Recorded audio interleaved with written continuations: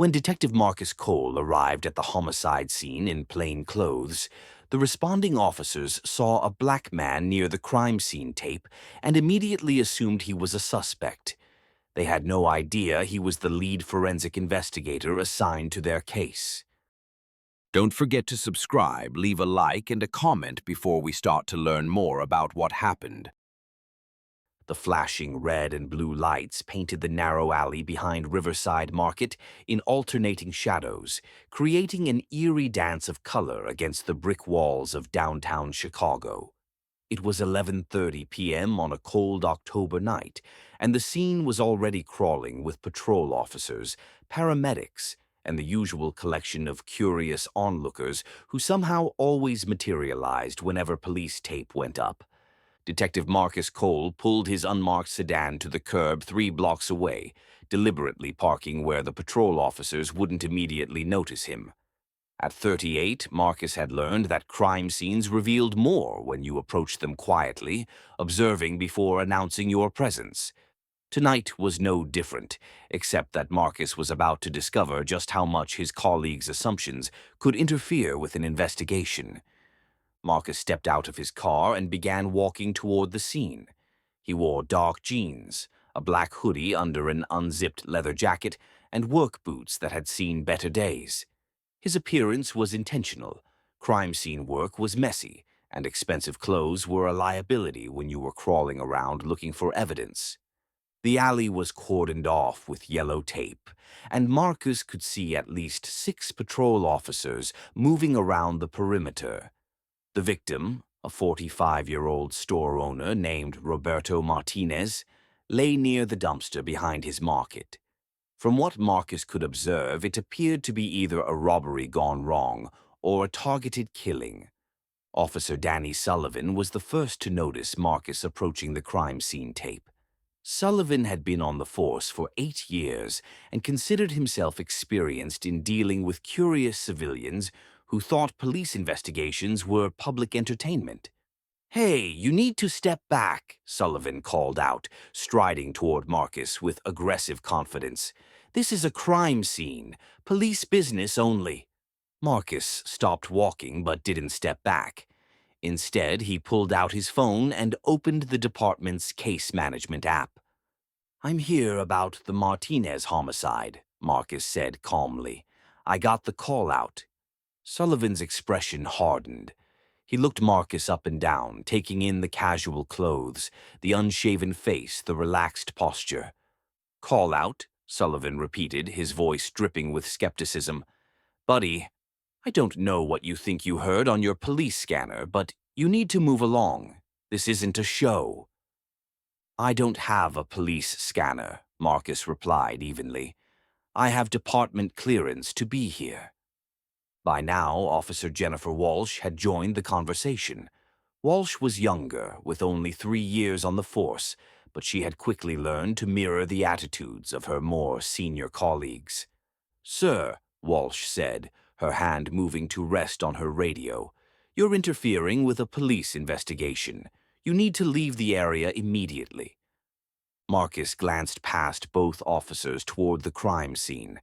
From his position, he could already see several problems with how the scene was being managed. The patrol officers were walking too close to potential evidence. Their flashlights were creating shadows that made proper photography difficult, and no one appeared to be systematically documenting the scene. "Officers, there's been a misunderstanding," Marcus said, his voice remaining calm despite his growing concern. "I'm Detective Marcus Cole with the Forensics Unit. I'm the investigator assigned to this case." Sullivan let out a sharp laugh. "Detective? You? Look at yourself, man. You look like you just rolled out of somebody's basement." Walsh joined in. "Sir, impersonating a police officer is a serious felony. I'm going to need to see some identification." Marcus reached slowly into his jacket pocket, his movements deliberate and visible. He pulled out his department-issued identification and badge, holding them out for both officers to see. Sullivan barely glanced at the credentials before shaking his head. "Those look fake as hell. Where'd you get those online? Amazon? You can call it in, Marcus said, his patience beginning to wear thin as he watched more potential evidence being compromised. Badge number 4731, Detective Marcus Cole, Forensics Division. Instead of calling it in, Walsh stepped closer, her posture becoming more aggressive. You know what I think. I think you're some sick freak who gets off on crime scenes. I think you heard about this on social media and came down here to get your kicks. Or maybe he's involved, Sullivan added, his hand now moving to his service weapon. Maybe he came back to see his handiwork. That happens more than people think. Marcus felt the familiar tightness in his chest that came with being profiled and suspected for no reason other than his appearance. But this time the stakes were higher than personal dignity. I need you to contact Detective Sergeant Patricia Hayes, Marcus said firmly. She's my supervisor and she can verify my identity. In the meantime, I need to document this scene before it's completely compromised. Sullivan's expression darkened. Compromised? Are you saying we don't know how to do our jobs? I'm saying that every person who walks through that alley without proper documentation is potentially destroying evidence, Marcus replied. And right now you're preventing the assigned investigator from doing his job. That was the wrong thing to say. Sullivan's face flushed with anger. All right, smart guy. You want to play games? Turn around and put your hands behind your back. You're arresting me? Marcus asked, genuinely surprised by the escalation. Interfering with a police investigation, impersonating an officer, and being a smartass, Sullivan snapped. Yeah, I'm arresting you. Walsh was already reaching for her handcuffs. Should have just walked away when we gave you the chance. Marcus raised his hand slowly, not in surrender, but to demonstrate that he wasn't a threat. Officers, I strongly recommend that you verify my identity before you make a mistake that's going to end up in the newspapers. The only mistake, Sullivan said, grabbing Marcus's wrist and forcing it behind his back, is you thinking you could come down here and run some kind of con on us. The handcuffs clicked into place, tighter than necessary. Marcus winced but didn't resist. This is going to be embarrassing for both of you, Marcus said quietly as Walsh grabbed his other wrist. The only thing that's embarrassing, Walsh replied, snapping the second cuff closed, is how you thought this was going to work. As they walked Marcus toward one of the patrol cars, other officers at the scene began to take notice. The sight of someone being arrested always drew attention, and within minutes, half the officers on scene had gathered to watch. What's the story? Asked Officer Rodriguez, a 10-year veteran. Fake detective, Sullivan announced loudly. Came down here with phony credentials, trying to interfere with the investigation. Several officers laughed, and Marcus could hear the comments being made behind him. Some people have no shame, someone muttered. Probably high on something, another voice added. Should have seen it coming from a mile away, said a third officer. Marcus was placed in the back of Sullivan's patrol car, the plastic seat uncomfortable against his cuffed hands. Through the window, he could see the crime scene continuing to deteriorate. Officers were walking through areas that should have been preserved. Potential witnesses were being allowed to leave without being properly interviewed. After 10 minutes in the car, Marcus heard a radio crackle. Sullivan was standing near the driver's door, speaking into his shoulder-mounted radio with an annoyed expression. Run the name Marcus Cole, detective. Badge number 4731, Sullivan was saying. Supposed to be with forensics. Marcus watched through the window as Sullivan's expression gradually changed from confident to confused to something approaching panic. A moment later, Walsh appeared at Sullivan's side, and Marcus could see both officers engaged in an increasingly animated conversation. Other officers began to gather around them. The radio crackled again, and this time the voice was loud enough for Marcus to hear. Badge 4731 is assigned to Detective Marcus Cole, Forensics Division, 14 years on the force. He's the assigned lead investigator on the Martinez homicide, and he's been trying to reach you for the past 15 minutes. Sullivan's face went white. Walsh took a step backward, staring at the patrol car where Marcus sat calmly. Officer Rodriguez walked over to the car and opened the door. "Detective Cole?" he asked, his voice uncertain. "I think there's been a mistake." "Several mistakes," Marcus replied calmly, "and they're getting worse by the minute." Sullivan approached the car slowly, his earlier confidence completely evaporated. "Detective, I mean, sir, we didn't—" "You didn't what, Officer Sullivan?" Marcus asked, his voice carrying the authority that came with 14 years in law enforcement. "You didn't think to verify my credentials. You didn't think to ask questions before you decided I was a criminal." Walsh fumbled with the keys to the handcuffs. "We're sorry, Detective. There was a misunderstanding." Marcus rubbed his wrists as the cuffs came off. "A misunderstanding, is that what you call it when you arrest the lead investigator at his own crime scene?" The crowd of officers that had gathered to watch the arrest was now dispersing quickly, most of them avoiding eye contact with Marcus. Marcus stepped out of the patrol car and looked around the crime scene. 45 minutes had passed since he had first arrived, and the scene was now significantly compromised. "Detective," Sullivan said, his voice shaking slightly, "what can we do to fix this?" Marcus looked at both officers for a long moment. "You can start by clearing everyone except essential personnel from the scene. You can get me a comprehensive list of every person who has been inside that alley. And you can explain to your sergeant why you decided to arrest the investigating detective." Over the next hour, Marcus began the methodical process of documenting the scene and collecting evidence. Despite the earlier chaos, there was still valuable information to be gathered. The victim had been shot twice, once in the chest and once in the head. The positioning suggested either an execution-style killing or a robbery where the perpetrator had panicked.